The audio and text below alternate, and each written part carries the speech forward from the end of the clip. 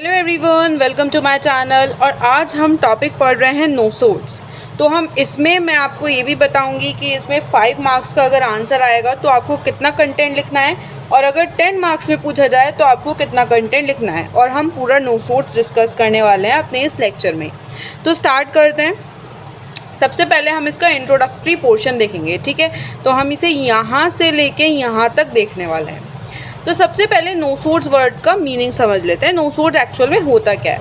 तो अगर मैं आपको मोटा मोटा बताऊं तो नोसोड्स जैसे कोई डिजीज्ड या डैमेज टिश्यू हो गया, ठीक है, कोई सा डिजीज्ड डिस्चार्ज हो गया पर्सन की बॉडी में, जैसे कि गोनोरिया का डिस्चार्ज हो गया, या फिर किसी को ट्यूबरक्लोसिस है तो उसका डिस्चार्ज होता है ना। उसमें से हम बैक्टीरिया ले लेते हैं और उससे अपनी दवाई प्रिपेयर करते हैं, ठीक है। जैसे हमें पता है सिमिलर क्योर सिमिलर, तो वो सिमिलर डिजीज़ को फिर क्योर करेगी, ठीक है। जैसे किसी को टीबी है, ट्यूबरकुलोसिस, तो उसका जो बैक्टीरिया होगा वह वैसी सिमिलर डिजीज़ को ट्रीट करने में हेल्पफुल होगा according to our principle of homeopathy, right. तो नोसोड्स में बेसिकली हम डैमेज्ड टिश्यू देते हैं, डैमेज्ड सब्सटेंस डिस्चार्ज देते हैं, जो कि हमारे ट्रीटमेंट में हमको हेल्प करता है। तो सबसे पहले इसका मतलब समझ लेते हैं। नोसो का मतलब होता है, ये नोसोड्स वर्ड नोसो प्लस सीडोस वर्ड से आया है। नोसो का मतलब होता है डिजीज़ और सीडोस का मतलब होता है अपीयरेंस। तो नोसोड जो है ये ग्रीक वर्ड है जिसका मतलब होता है डिजीज़ अपीयरेंस, या हम एक नोक्सा टर्म होता है उससे भी रिलेट कर सकते हैं नोसोड्स को। नोक्सा का मतलब होता है डैमेज या नॉक्सियस, मतलब हम यहाँ पे डैमेज्ड चीज़ें यूज़ कर रहे हैं, जो चीज़ें डैमेज हो चुकी हैं। फॉर एग्जांपल अगर किसी को लिवर कैंसर है तो हम उसका जो लिवर का टिश्यू है हम उससे, जो कि डैमेज हो चुका है, उससे हम अपना मेडिसिन प्रिपेयर कर रहे होंगे। अब नेक्स्ट पॉइंट पे बढ़ते हैं, विलियम लक्स। अब जैसे हमें पता है हमारा प्रिंसिपल होम्योपैथी का क्या है कि सिमिलर क्योर सिमिलर, ठीक है। वैसे ही एक पैथी होती है आइजोपैथी। हम लोग सिमिलर क्योर सिमिलर यूज़ करते हैं, ये लोग सेम क्योर सेम यूज़ करते थे, ठीक है। मतलब ये एग्जैक्ट सेम चीज़ें लेते थे, हम सिमिलर चीज़ें लेते हैं नेचर में जो भी हमको दिखती हैं। तो इन्होंने नोसोड्स को का यूज़ करा था लोगों को ठीक करने में। इन्होंने जो ह्यूमन के डिस्चार्जेस थे, एनिमल्स के डिस्चार्जेस थे, जो डिजीज़ डिस्चार्जेस थे, उनको इन्होंने यूज़ करा था और लोगों को ठीक करने में इन्होंने ठीक करने की कोशिश करी थी और करे भी थे ठीक। उसके बाद डॉक्टर हेरिंग, जो कि बहुत फेमस है, जिन्होंने अपनी मटीरा मेडिका भी लिखी है। तो इन्होंने इसको पहले ये कोई डिजीज़ सब्सटेंस लेते थे, उसके बाद हेल्दी ह्यूमन बींग्स पे प्रूव करते थे, उसके बाद ये एज अ होम्योपैथिक रेमेडी बाकी पेशेंट्स को देते थे, ठीक है। तो इन्होंने एक पर्सन लिया, कोई भी उसका डिजीज़ सब्सटेंस है वो लिया, उस पर किसी हेल्दी पर्सन पे प्रूविंग करी, उसके बाद जो भी सिम्टम उस हेल्दी पर्सन से नोट हुए इन्होंने उसको नोट डाउन कर लिया, और नेक्स्ट जो पेशेंट आया, अगर उससे सिमिलर पेशेंट आ रहा है तो उसको वो मेडिसिन दे दी और इलाज करने में यूज़ करा। उसके बाद जैसे हमारे पास ग्रीक या फ्रांस होता है, ठीक है। ग्रीक या फ्रांस वाली इन कंट्रीज़ में, फ्रांस और जर्मनी में, ग्रीक बोल दिया मैंने, फ्रांस और जर्मनी में हम लोग नोसोड वर्ड यूज़ नहीं करते, ठीक है। वहाँ पर नोसोड वर्ड वो लोग इस्तेमाल नहीं करते, वो ऐसी रेमेडीज़ को बायोथेरापी बोलते हैं, ठीक है। क्या बोलते हैं? बायोथेरापी। और अगर आपसे पूछा जाए कि बायोथेराप्यूटिक्स, जैसे बहुत कॉमन क्वेश्चन है कि बायोथेराप्यूटिक्स किस किंगडम के लिए, किस चीज़ के लिए, किस सोर्स ऑफ होम्योपैथिक ड्रग के लिए आप यूज़ कर सकते हो, तो आपको आंसर देना होगा नोसोड के लिए आप यूज़ कर सकते हो, है ना। एक सार्कोड्स भी होता है जो हेल्दी सिक्रीशन से बनता है, बट यहाँ नोसोड डिजीज सिक्रीशन से बन रहा है। इसके लिए आप नोसोड के लिए, सार्कोड्स भी ऑप्शन में होगा बट आपको नोसोड पे क्लिक करना है, राइट लगाना है कि आप नोसोड के लिए बायोथेरापिक टर्म यूज़ करते हो। उसके बाद हम नेक्स्ट आगे बढ़ते हैं डेफिनेशन की तरफ। तो एक थे पियरे शिमिडेट साइंटिस्ट, ठीक है। ये इन्होंने नोसोड को एज आइजोपैथी रेमेडी यूज़ करा था। आइजोपैथी मतलब जैसे कोई ट्यूबरकुलोसिस के पेशेंट से इन्होंने बैक्टीरिया कलेक्ट करा, तो अब ये सेम जो दवाई इन्होंने बनाई उस बैक्टीरिया से ये ट्यूबरकुलोसिस के पेशेंट को ही देंगे, ठीक है। और हम क्या कर सकते थे कि हमने ट्यूबरकुलोसिस के सिम्टम नोट डाउन करे, हमें पता है ट्यूबरकुलोसिस के जो जो सिम्टम होते हैं, हमने वैसे ही सिम्टम लेके, अगर कोई और डिजीज़ भी हो, उसको ट्यूबरक्लोसिस ना हो, किसी पेशेंट को कोई दूसरी डिजीज़ भी हो, फिर भी हमने सिम्टम्स के आधार पर वो ट्यूबरक्लोसिस से बनी दवाई दे दी, है ना। तो ये होम्योपैथी का वो है। तो इन्होंने तो आइसोपैथी के तौर पे यूज़ करते हैं कि ट्यूबरक्लोसिस से बनी रेमेडी कोई ट्यूबरक्लोसिस के पेशेंट को ही देंगे। According to him, if it is applied after having been tested on healthy man, it becomes a no-so। तो ये कहते थे कि अगर आप डिजीज्ड सब्सटेंस को ऐसे हेल्दी मैन पे टेस्ट कर रहे हो तो उसके बाद वो नोसोड बन जाता है, ठीक है, और आप उसको ट्रीटमेंट में यूज़ कर सकते हो। फिर HPI, ठीक है, Indian homeopathic pharmacopoeia of India, इसकी वॉल्यूम 4 क्या कहती है, ये डेफिनेशन आपको याद रखनी ही है, ठीक है, या आप भूल नहीं सकते, भले ही ये मत लिख लेना बट ये ज़रूर याद रखना। Homeopathic preparation from pure microbial culture obtained from diseased tissue and clinical material. तो ये नोसोड को क्या बोलते हैं, ठीक है, कि हमने कोई बैक्टीरिया लिया या हमने कोई डिजीज्ड टिश्यू ले लिया या क्लिनिकल मटेरियल ले लिया, कि हमने कोई डिस्चार्ज ले लिया, है ना, उसके बाद हमने क्या करा, उसको उगाया, उसको प्योरली उगाया उस चीज़ को, ठीक है, वो टिश्यू है या वो जैसे टिश्यू में से बैक्टीरिया हो गया, उसको हमने कल्चर किया, उसको उगाया और प्योर कल्चर किया, मतलब उस कॉलोनी में उसकी अलग कॉलोनी ग्रो करी, उसमें और कोई कॉलोनी नहीं होनी चाहिए। तो उसके बाद हमने होम्योपैथिक रेमेडी प्रिपेयर करी, है ना। तो ये वो फिर रेमेडी वो क्या कहलाई, वो नोसोड कहलाई। तो ये होम्योपैथिक फार्माकोपिया ऑफ इंडिया का वॉल्यूम 4 कहता है। तो डेफिनेशंस क्लियर है। अब हम आगे देखेंगे कि क्लासिफिकेशन ऑफ नोसोड्स। तो हमारे पास एक तो बेसिक नोसोड्स होते हैं। बेसिक नोसोड्स में हमारे पास सोराइनम आ गया, ट्यूबरकुलिनम आ गया, बेसिलिनम आ गया और मेडोराइनम आ गया। बेसिक नोसोड्स में हमारे पास सोराइनम आ गया, सोराइसिस से बना। तो बेसिक नोसोड्स में सोराइनम जो होता है, ये सोरियासिस आपको पता होगा डिजीज़ होती है एक स्किन की, तो वहाँ से हम इसको प्रिपेयर करेंगे। आगे हम देखेंगे कि कैसे सोराइनम का जो सोराइनम है बेसिक नोसोड है वो कैसे बनता है। फिर ट्यूबरकुलिनम आता है, बेसिलिनम आता है, ट्यूबरकुलिनम ट्यूबरक्लोसिस से, बेसिलस बैक्टीरिया से बेसिलिनम, और मेडोराइनम ये गोनोरियल डिस्चार्ज से बनता है मेडोराइनम, ठीक है। उसके बाद हम एजेंथमा, ठीक है यार मैंने स्पेलिंग लिख दी, एजेंथमा।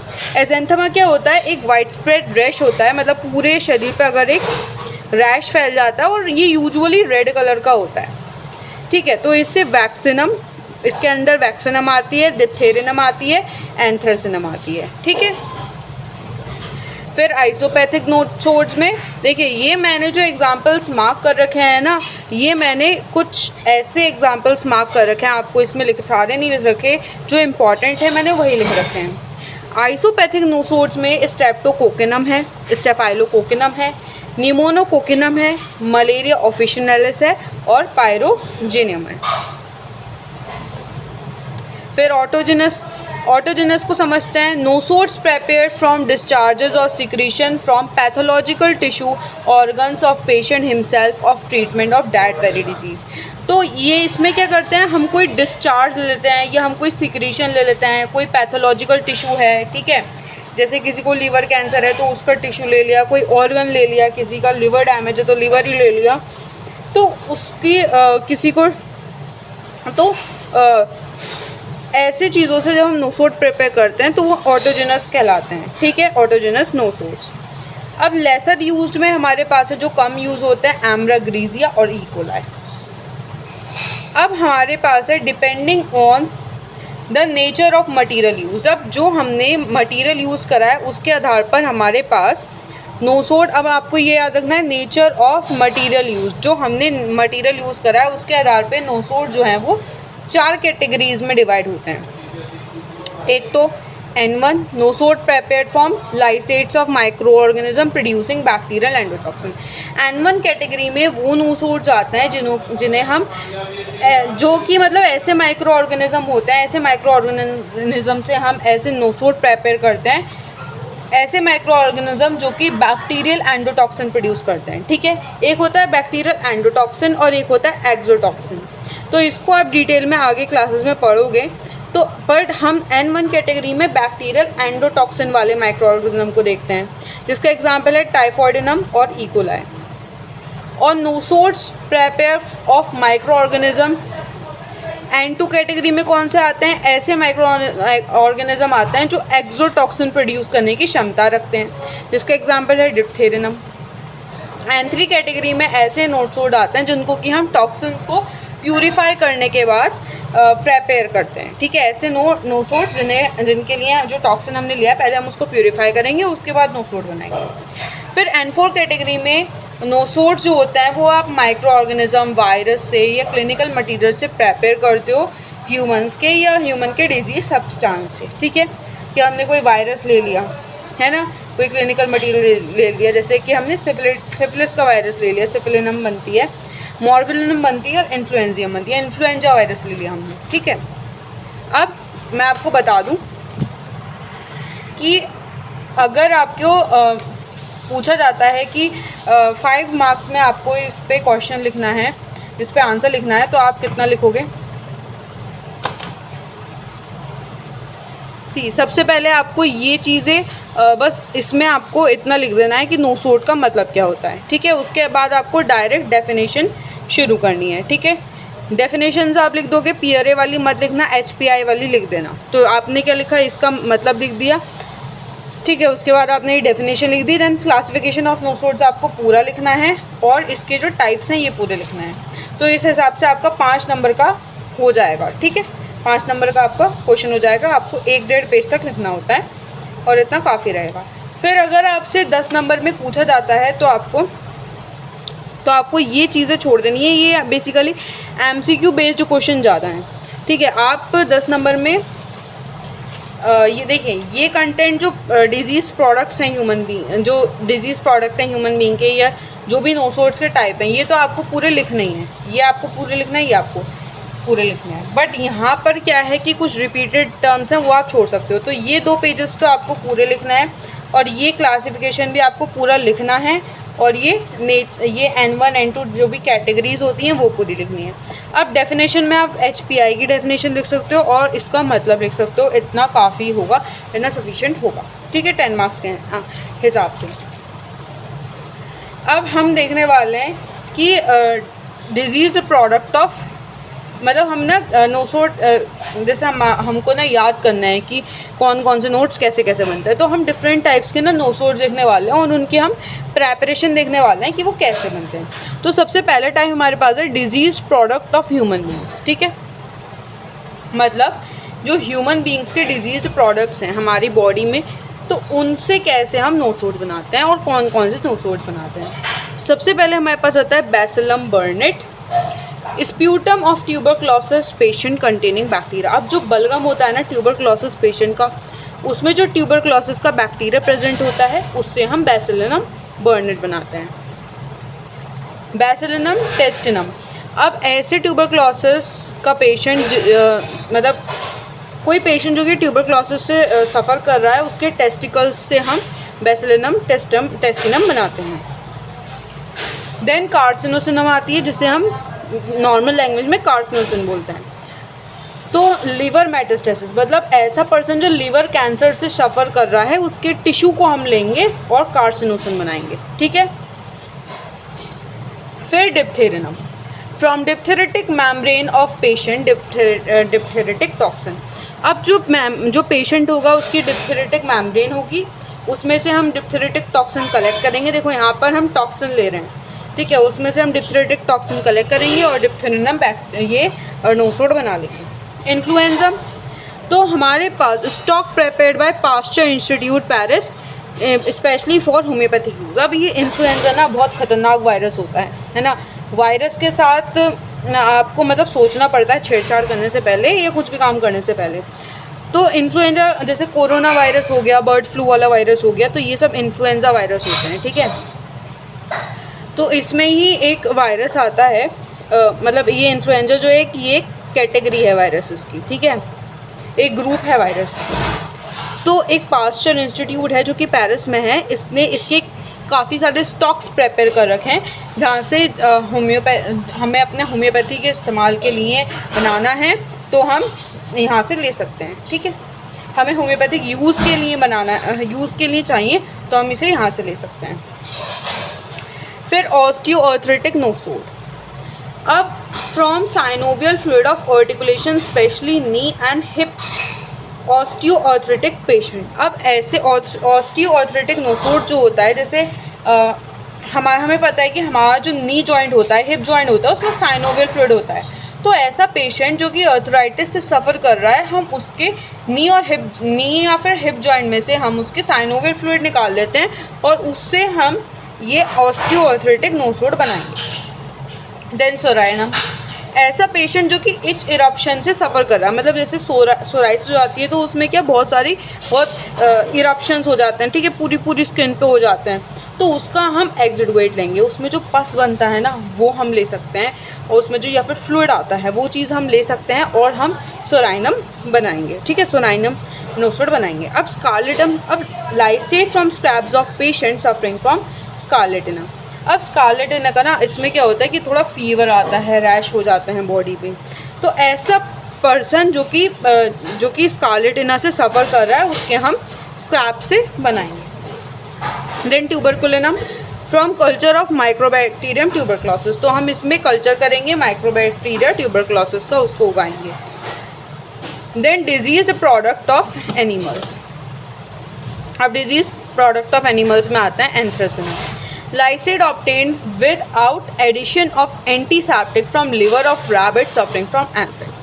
अब एंथ्रेक्स जानवरों में ना बहुत कॉमन बीमारी है, तो ऐसा रैबिट जो कि एंथ्रेक्स से सफ़र कर रहा है, ठीक है, उससे हम क्या बनाएंगे, ये एंथ्रेसिनम बनाएंगे। ठीक है, उसमें हमें कोई भी एंटीसेप्टिक नहीं डालनी है, हमें प्योर फॉर्म में क्या ये एंथ्रेक्स का जो एंथ्रेसिनम है इसको ऑब्टेन करना है। देन एम्ब्राग्रीसिया। तो एम्ब्राग्रीसिया हमें पता है वेल से बनने वाली दवाई है। तो ये जो होता है ना, एम्ब्राग्रीसिया कैसे बनती है कि जो स्पर्मेसिटी वेल होती है उसके अंदर क्या होता है, उसका जो लिवर होता है वो एक सिक्रीशन प्रोड्यूस करता है। ठीक है, इट इज़ एक्सट्रैक्टेड फ्रॉम, तो उस सिक्रीशन से ये दवाई बनती है। तो it is extracted from rectum of whale found floating on the sea along Madagascar and Sumatra. तो हम ये जो एम्ब्राग्रीसिया वेल से जो दवाई बनती है, ये हम उसके रैक्टम से कलेक्ट करते हैं ये सिक्रीशन। ठीक है, ये जो सिक्रीशन होती है लिवर जो प्रोड्यूस करता है वो हम रैक्टम से कलेक्ट करते हैं, और ये वेल हमें समुद्र पे फ्लोट करती हुई दिखती है। कहाँ पे? मेडागास्कर और सुमात्रा के कोस्ट पे। देन हमारे पास आता है मलेरिया ऑफिशियनालिस। इसको हम मलेरिया मार्श जब ड्राई हो रहा होता है ना, ठीक है, मलेरिया मार्श आप समझते हो। ठीक है, तो मलेरिया मार्श जब ड्राई हो रहा होता है तो उस टाइम पे हम ये मलेरिया ये हम कलेक्ट कर लेते हैं। ठीक है, जो भी हमें प्रोडक्ट चाहिए। अब pyrogenum prepared originally from decomposition of meat और बीफ। जब मीट या बीफ डिकम्पोज हो रहा होता है तो हम वहाँ से इसको कलेक्ट कर लेते हैं। ठीक है, उससे मिल्क और मीट और बीफ के डिकम्पोजिशन से पायरोजेनम बन जाती है। वैक्सीनम लिम्फ ऑफ काउपॉक्स पस्ट्यूल्स। ठीक है, जो काउपॉक्स एक डिजीज़ होती है उसके दौरान जो पस्ट्यूल्स बन जाते हैं उसके अंदर क्या लिम्फ डिपॉजिट हो जाता है, उससे हम वैक्सीनम बनाते हैं। फिर डिजीज़ प्लांट प्रोडक्ट में अगैरिकस मस्कैरिकस। अगैरिकस मस्कैरियस में क्या होता है कि एक फंगस होती है। ठीक है, आपने पढ़ा होगा अगैरिकस एक फंगस होती है 11th-12th में। तो हम इसको फ्रेश फंगस से प्रिपेयर कर रहे हैं। ठीक है, फ्रेश फंगस जब पूरे पाइन के जंगलों में फैल जाती है तो हम वहाँ से उसको कलेक्ट कर लेते हैं। फिर सिकेले कॉन्यूटम, तो इसको हम फंगस से प्रिपेयर करते हैं क्लेविसेप्स पर्प्यूरा, जो कि सिकेले सीरियल पे और बाकी ग्रेन्स पे ग्रो करती है। ठीक है, फिर यूस्टिलागो मेडियस, इसको हम जैसे ये जो है ना, ये फंगस ये स्टेम पर ग्रो कर जाती है, ग्रेन्स पे जो इंडियन कॉर्न्स होता है मक्का उस पर ग्रो कर जाती है, तो हम इसे वहाँ से कलेक्ट कर लेते हैं। फिर अदर नोसोड्स में आता है हमारे पास निमोनोकोकिनम। ये डिप्लोकोकस, आप निमोनिया का बैक्टीरिया याद रखो, डिप्लोकोकस निमोनिया से। और कहाँ से कलेक्ट करते हैं हम? सलाइवा से। तो पेशेंट के सलाइवा से हम ये कलेक्ट कर लेते हैं डिप्लोकोकस निमोनिया, उससे ये बना लेते हैं। स्टेफाइलोकोकिनम, तो हम खुद कल्चर करते हैं, उगाते हैं स्टेफाइलोकोकस और इस बैक्टीरिया को, फिर उससे बनाते हैं। स्टेफाइलोटॉक्सिनम, तो एंटीटॉक्सिन प्रोड्यूस करते हैं स्टेफाइलो ऑरिस, ठीक है। स्टेफाइलो ऑरिस एक एंटीटॉक्सिन प्रोड्यूस करते हैं, उसको हम कलेक्ट कर लेते हैं, उससे हम स्टेफाइलो टॉक्सिनम बना लेते हैं। फिर स्ट्रेप्टोकोकनम, हम क्या करते हैं, स्ट्रेप्टोकोकस बीटा